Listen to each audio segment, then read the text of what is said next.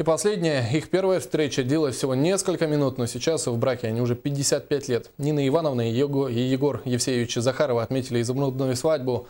В Мирнинском ЗАГСе состоялось торжественное чествование семейных пар и юбиляров. Августа Степанова продолжит. История любви Нины Ивановны и Егора Евсеевича Захаровых перешагнула 50-летний рубеж. За это время они женились несколько раз. Серебряная свадьба, золотая и вот теперь изумрудная. Так просто сейчас смотрят, через 55 лет встретимся ли мы, как 13. Это все запоминается здорово, как это сам. Вот люди живут 50 лет, это сколько-то, видите как. Ну, мы с бабушкой уже сколько? 55 год прожили, и вроде ничего, нормально, как это сам. Еще бы пожить маленько. Но возраст, видите как.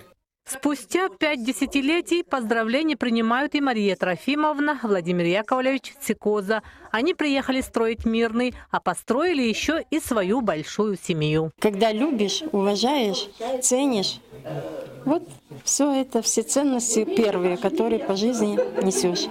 Добавлю еще, и уступать нужно друг другу. Да, главное уступать. Семейные реликвии. Так назвали эту необычную выставку работники ЗАГСа. Здесь фотографии разных лет, поделки, сувениры, первые семейные документы и другие ценные экспонаты.